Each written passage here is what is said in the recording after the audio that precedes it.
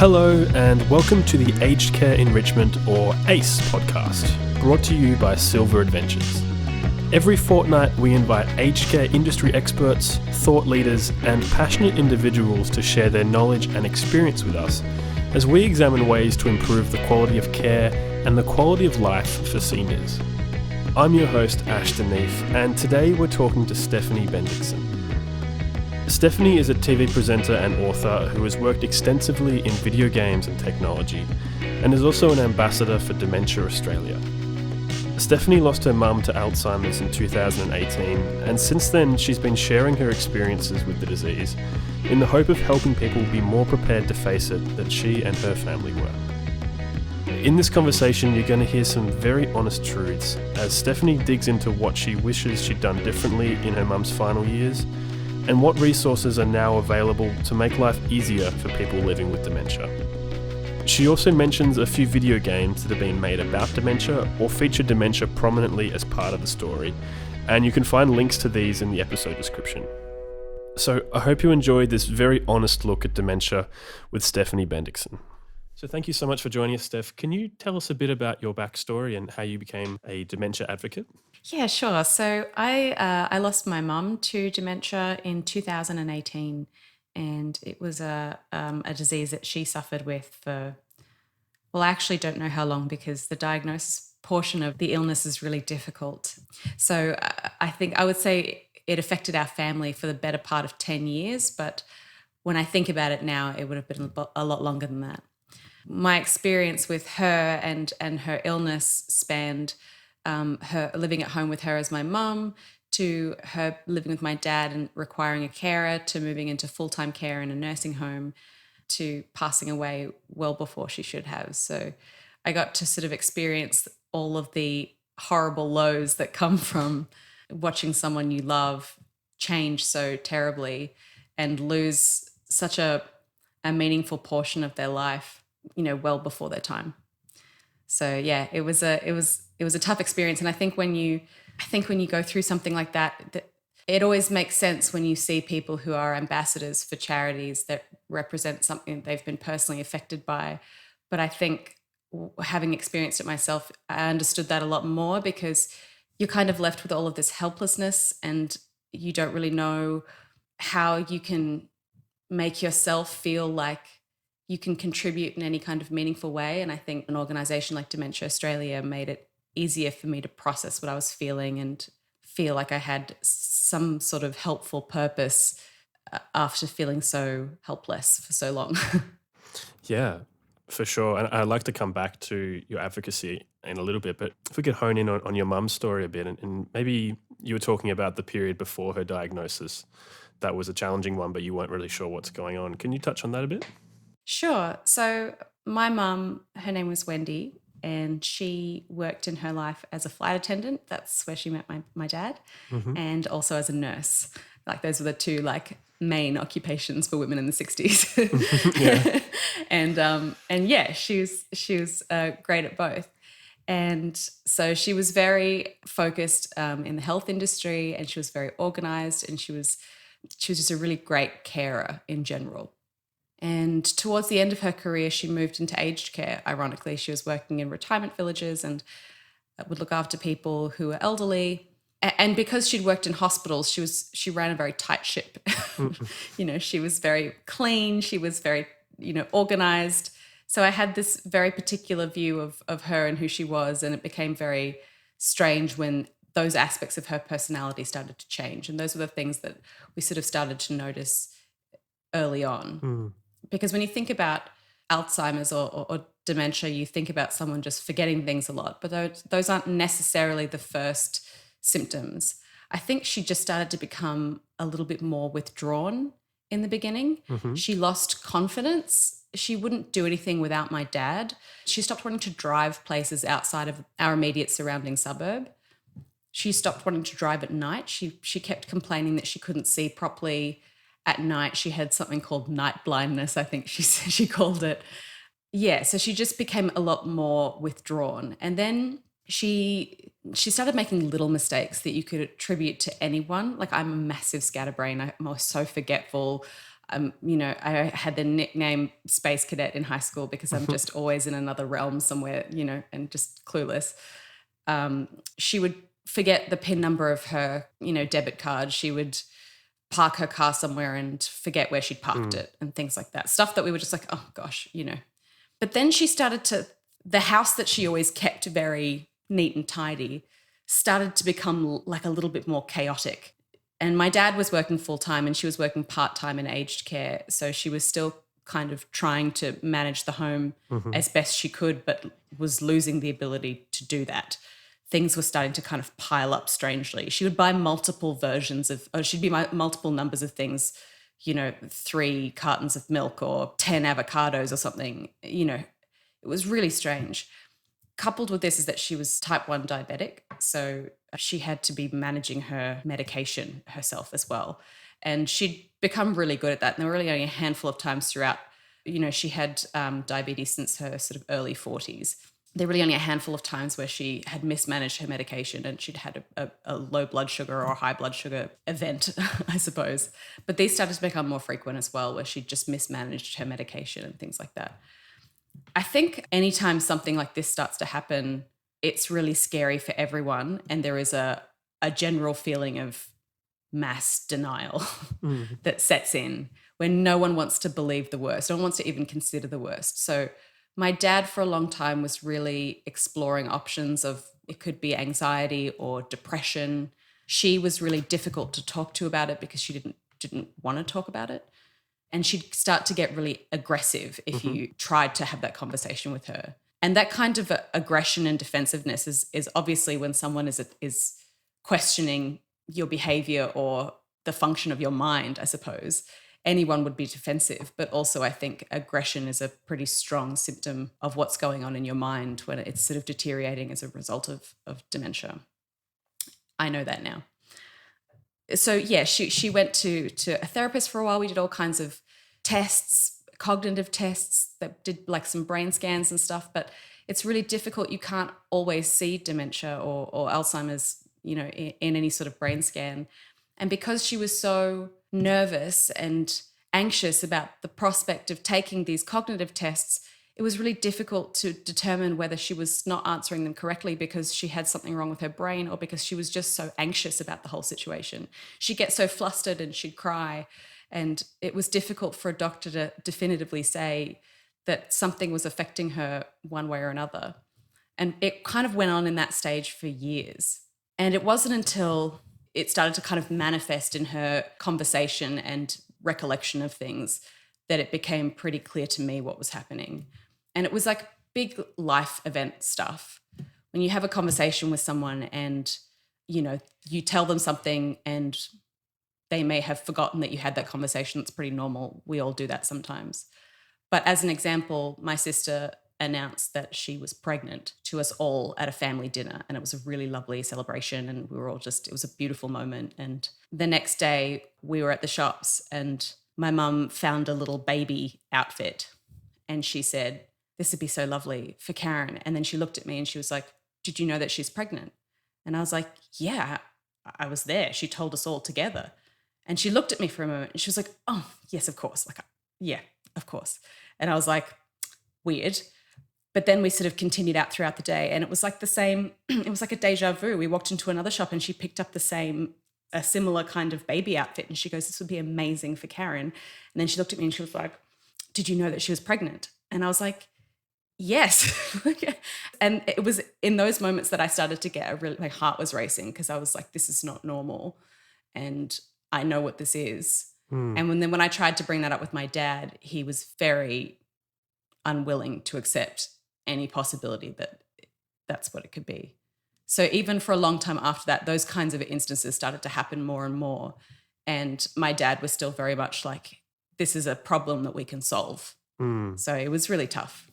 Yeah, absolutely. And I was thinking that one of the challenging things for your dad must be, as you were saying before, seeing this person that he knows change in front of his eyes and these things which he's taken to be kind of stalwarts of her personality, her organization, and how switched on she is with everything, to have that slip away. It must have been really hard for him to confront that.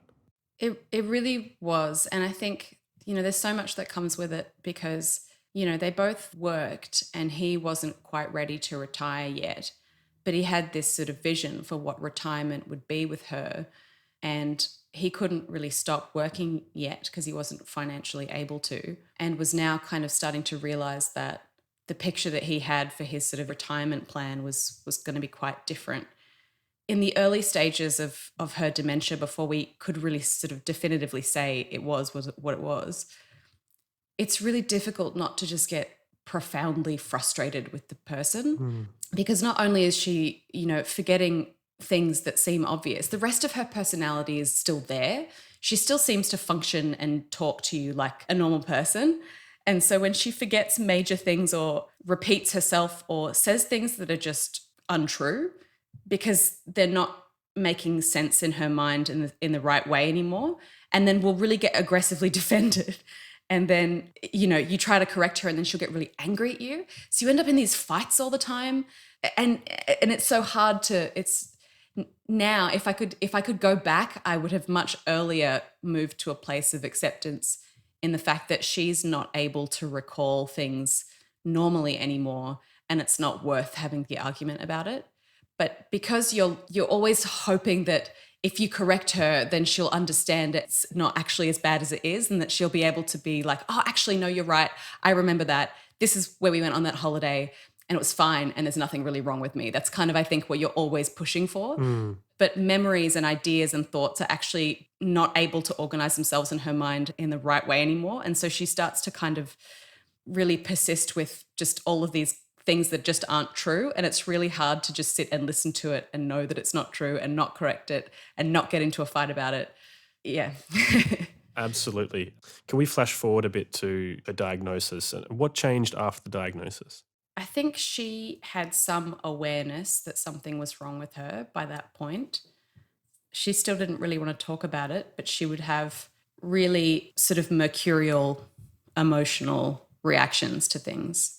So she could be really happy and then she'd spontaneously just cry a lot.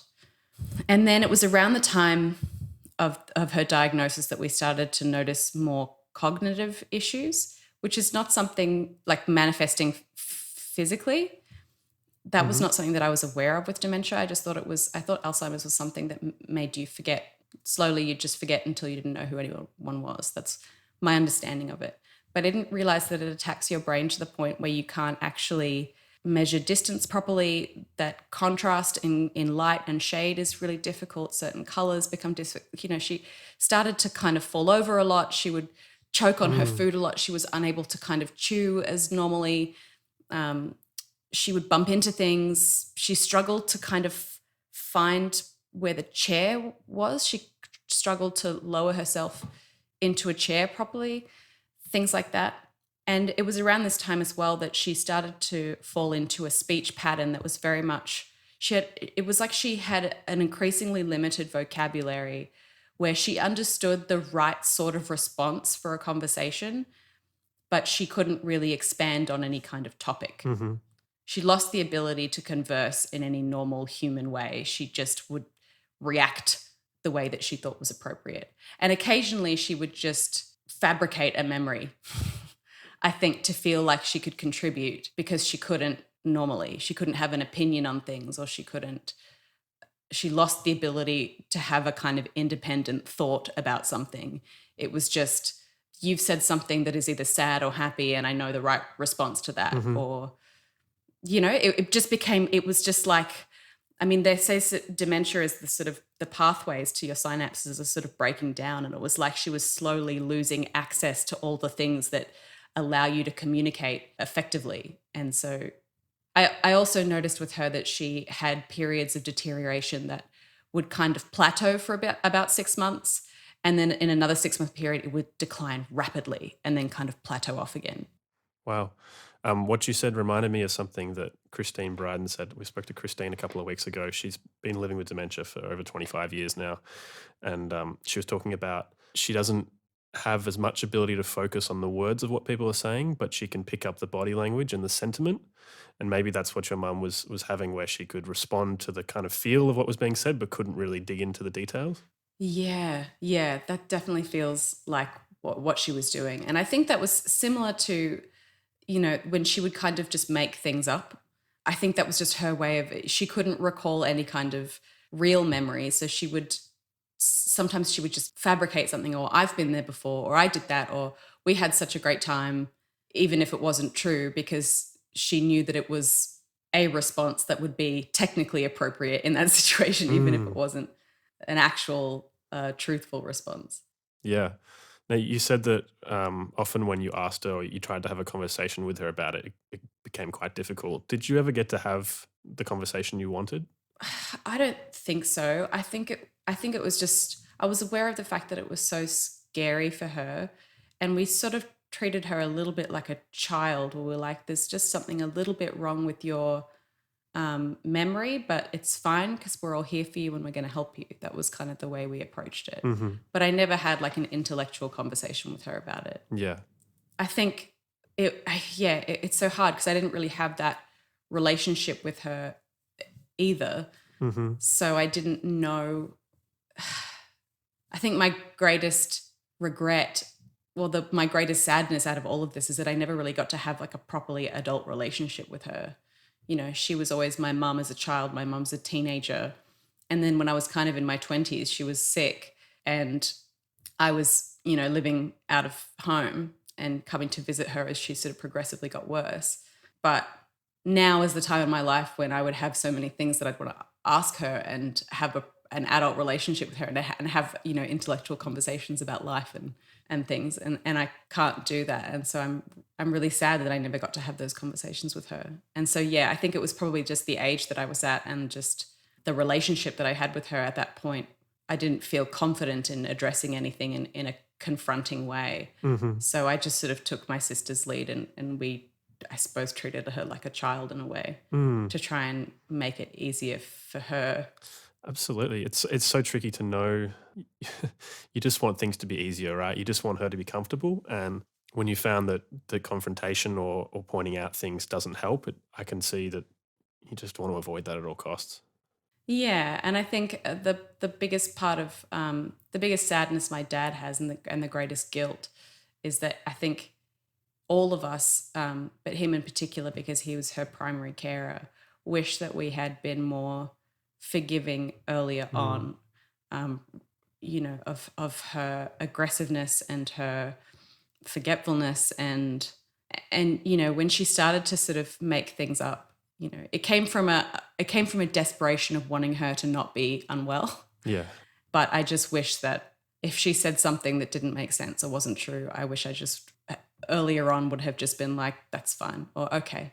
Yeah. Because it's just, you'd get into this awful fight about it and then she wouldn't remember it anyway. So it was, it just made so many of the experiences that I had with her in that latter part of her life so horrible, when I feel like it could have been easier if I'd just resigned myself to what was happening a lot earlier. But it does sound like, at least what you're saying, that your dad was having trouble accepting it as well. And maybe if you and your sister and your dad could have had the conversation earlier, then maybe all three of you would have gotten to a place earlier.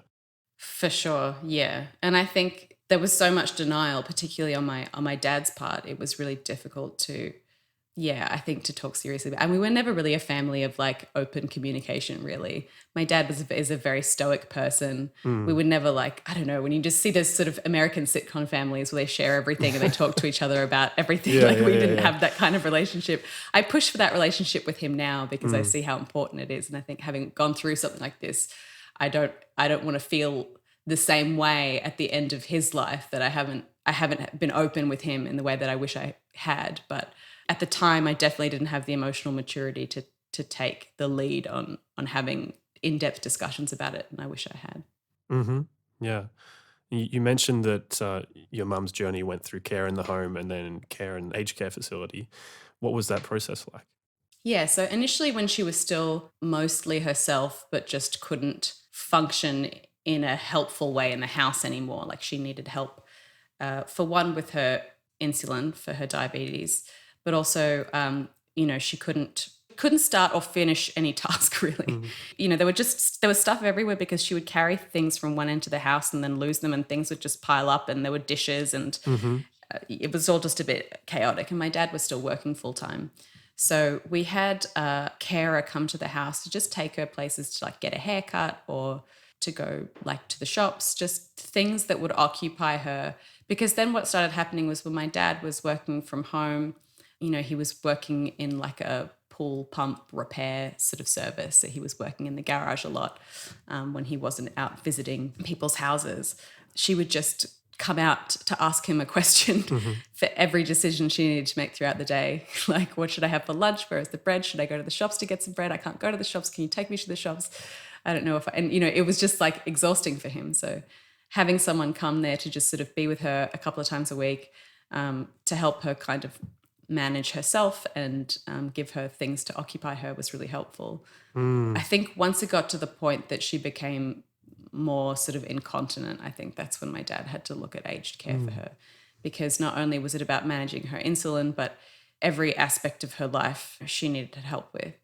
The decision to put mum in full-time care was probably the hardest decision that my dad ever had to make.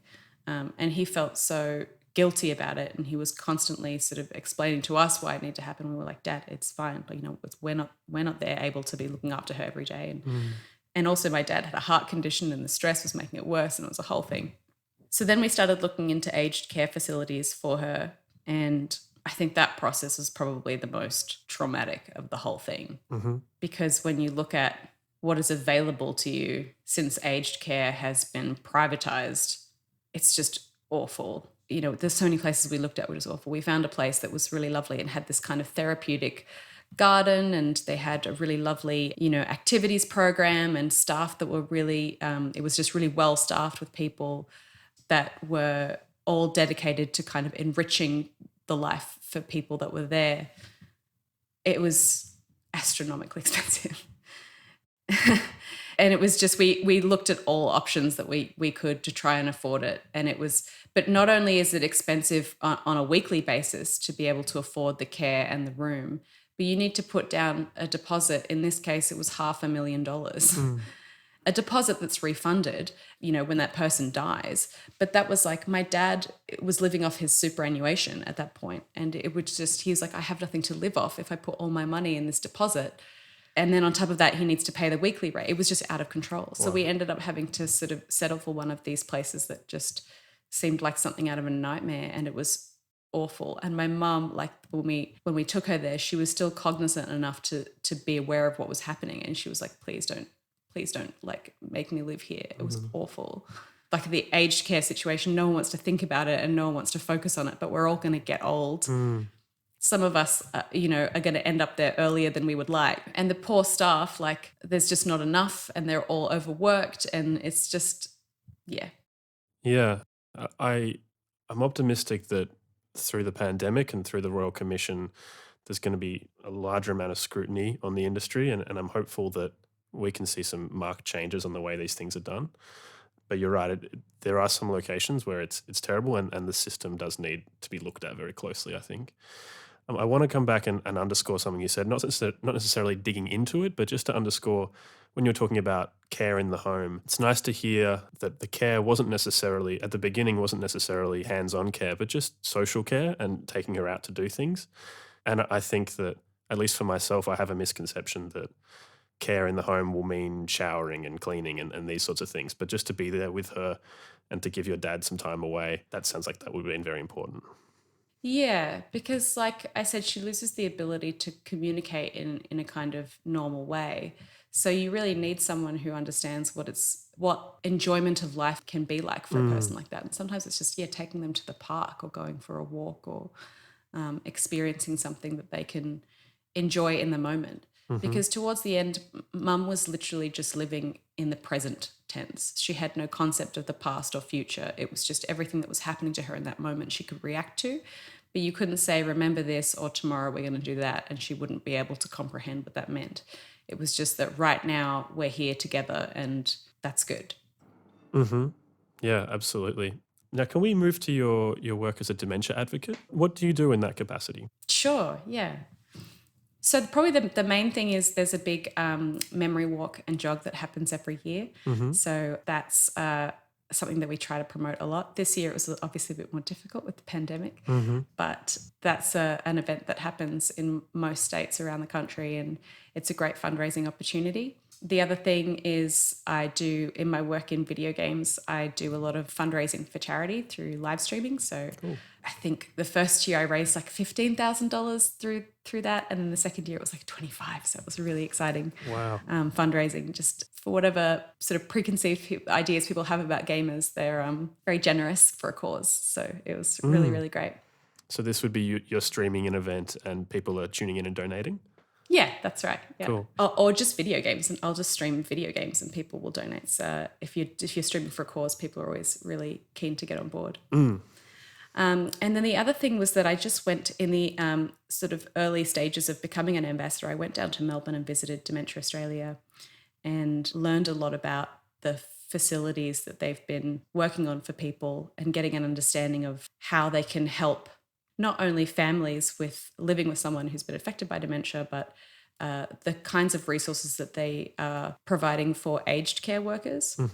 In the lobby, they had a range of furniture and items that they could show you are useful to have in the home for someone that's living with dementia. So when I talked about my mum struggling to sit down in a chair properly, it all comes from a deteriorating ability to manage depth perception and contrast and colour. Particularly when you're lowering yourself into a chair, a lot of the time a person with dementia can no longer distinguish where the seat of the chair is compared to the floor. So quite often it's about having a chair that has a seat that is a different colour to the rest of the chair and is a different colour to the floor. So that helps a lot. The same with a toilet seat. If you think about a toilet in a bathroom, and if the bathroom floor is white and the toilet is white and the seat of the toilet is white, it just becomes one blob in the vision. So if you can get a toilet seat that is black on a white toilet, and that immediately becomes easier for someone to kind of identify, oh, that's where I need to sit. Things like that. And to better understand what that is like, there was this incredible VR experience that they were showing to aged care workers to communicate a sense of what it is like to be a person living with dementia. So it kind of puts you in a first-person experience with limited visual abilities to understand what that might be like. And a lot of the time it's kind of shadows doing strange things which look a bit scary. Everything's a little bit blurry. As you say, like rugs and certain patterns on the ground can appear like a hole. So sometimes you'll see someone with dementia will be kind of skirting around things because they think that there's a big chasm in the ground there when it's, and these are all things that you get frustrated with in, when you're... when you're with someone, because you're like, what are you doing? You don't understand because you don't have the ability to perceive what they're seeing, and you don't. And again, I had no idea that that's what dementia was. I thought she would just forget things. I was struggling to understand why suddenly it was difficult for her to walk up and down stairs. So that was all really helpful. That was a really incredible, that's one of those experiences where VR can be so useful because it really puts you in the space of someone with a condition that you may not understand. And suddenly, from that first person perspective, be able to experience it yourself. And then it kind of shows you the different amendments that you could make to your home to minimize the negative aspects of that experience for someone. So, taking away the rugs and putting some contrasting colours and shades into some of the sort of household appliances, large signs on walls with a picture of a toilet or a picture of a bed to show you. When all the doors are closed, it just looks like some weird house of mirrors, I think, for someone with dementia. They struggle to, turn taps on and things. So things like disability taps and stuff are much easier. And that means that person is going to be able to live at home with you for a longer period of time, which is ideal, really. So that was really useful. And then there was an app that they developed called A Better Visit, which I wish I'd known about it, or I wish it had been completed rather when I was visiting my mum. I really had these very mixed feelings of going to visit her because every time I'd see her, I knew she was going to be worse. I was waiting for the moment when she wouldn't recognize me at all. And sometimes I feel like I would stand in front of her and I would wait for her to recognize me first. And I could see her looking at me like she was trying to understand what she was looking at. Like she had some recognition, but she didn't say why. And then I'd say, "Hi, Mum, it's me, Steph, your daughter." And then she'd react really lovely and she'd be like, "Oh," and then she'd be telling everyone, "This is my daughter. She's come to visit me." But I feel like she needed that prompt at the start because she couldn't make the connection on her own. Mm-hmm. And then we would have these sort of visits where I'd take her for a walk and I would tell her what I'd been doing, and she'd just kind of and reply and say, oh, how nice. And then that was kind of it. All I could do was just talk and tell her things, and she couldn't respond in any kind of meaningful way. But the app gives you kind of like little mobile games that you can use with a touch screen that I guess are quite childlike, like you would give to it like a toddler maybe, but are visually engaging in a way that would be really wonderful to share with someone who has limited cognitive ability. And they're not like hard games, like they're not like puzzles that you need to solve in any kind of complex way. They really are just very basic colouring in or sensory kind of things, but it was a really clever thing to design for people who are just looking for a way to interact with someone with dementia when they perhaps have lost the ability to communicate in the way that they would like. Yeah, and it links to what you were saying earlier about your mum was just living in the present and that she didn't necessarily have access to the past and couldn't really make plans. But if she could be highly engaged in what was going on in the moment, that was probably really worthwhile. Actually, having a lot of conversations with people who are high up in aged care organisations, there's a shift that's moving much more towards experience-based care.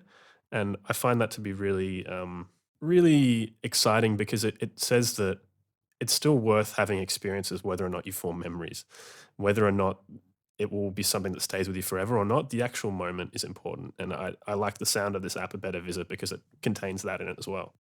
Yeah. And I think for a lot of people who are struggling to, I guess, emotionally deal with what's happening, I think the hardest part are the visits because you don't know how to spend that time together. And then it makes you want to not go because you start to dread visiting because it's just going to be difficult and emotionally distressing for everyone. So having an app like that to kind of bridge that gap is just, invaluable, I think. Absolutely. My grandfather was in a care facility for, not sure how long actually, I was quite young at the time, but I remember visiting him and the feeling of, I'm not really sure what we do. Do we just sit here and be with him? He doesn't know who I am, but I guess I'll sit with him. Now, moving from the app to technology, you work in gaming and technology. How do you see technology becoming more involved in aged care and care for people with dementia? I think because, as we were talking about, people with dementia, really do live in the moment and react to I guess, visual stimulus. I think there are really wonderful things that can be done with, I guess, touchscreen applications to just create, visually engaging things in the moment. At the moment, when you sort of go to an aged care facility, there's usually maybe individual rooms, and then there'll be like a common room with a bunch of chairs and a TV. And that's kind of it. And then they'll have maybe like a few activity days where someone might come with a dog, or maybe they'll have like a French themed day or something like that. Yeah. And then the staff will wear berets or something. But it's like, I feel like from the start of the day to the end of the day, your condition would potentially just get worse because you're just staring at a wall, or you're just in a TV room with, 20 other people. If there could be more of an emphasis on creating sort of stimulating engagement through touchscreen technology, that would be really incredible. There's also been just some really great indie games just for, regular gamers that follow the story of memory loss and Alzheimer's disease and dementia, that are just made by people who've been touched by it in some way and want to share that experience with someone. Because video games are so interactive and so experiential compared to more passive mediums like film or literature, it really does put you in a presence of mind to really think about what that must feel like. So I think that's such an important way to be telling those stories as well. What are some of those titles, some of those games that you're talking about? I can't remember off the top of my head, but I can send you a list afterwards. That would be great. Yeah, thank you. There's at least 2 that I've played that were super affecting for me. So cool. We're just about out of time. Is there anything that you want people to know about your experience with dementia, or anything at all you want to talk about before we go? I suppose just that the period of diagnosis at the moment is still really difficult, but I know that there are some advancements being made in that area to try and get an earlier diagnosis. And I suppose the other thing that I would say is just that, there are actually really great resources out there. Obviously, if you're struggling to come to terms with the reality of what it means, it's difficult to kind of find the impetus to explore those options for help. But the sooner you can, the better, because I feel like if I'd known all of the stuff that I've learned since becoming an ambassador, then it would have been really useful for both myself and my family, and for my mum as well, if we'd known that there were different resources that we could have lent on for support and for advice, and to kind of understand what she was going through a lot more, because I think that was just a big part of it, is just not fully understanding the disease and understanding why she was behaving the way she was behaving and the various stages of progression. And I think that the other hardest thing too is that it's just different for everyone. Some people it advances really quickly, some people it advances over a very long period of time, and you really just don't know how quickly that's going to happen. I mean, I didn't even know initially that it was something that you could die from, but her whole body ended up sort of shutting down, and it accelerated over the last sort of 2 years of her life. She went from being able to have something of a conversation to just, her body was no longer able to breathe and swallow and eat and do all the things that it needs to do to stay alive. So, I wish I'd known all of that so that I could have prepared myself for every eventuality and known what was ahead for us. Yeah. Thank you so much for your time today, Steph. This has been a really great chat. Oh, no worries. Thanks so much. I hope I didn't just talk forever. I tend to do that. No, not at all. It was really good, and thank you for being really vulnerable with it and being open to talking about difficult things. Oh, no worries. Thanks so much. Well, I hope you enjoyed this episode of the Aged Care Enrichment podcast, brought to you by SilVR Adventures. If you'd like to find out more, you can visit our website at www.silvradventures.com.au. That's SilVR Adventures. And of course, don't forget to subscribe wherever you get your podcasts to make sure you don't miss out on the next one. My name's Ash De Neef. Thanks so much for listening, and I'll see you next time.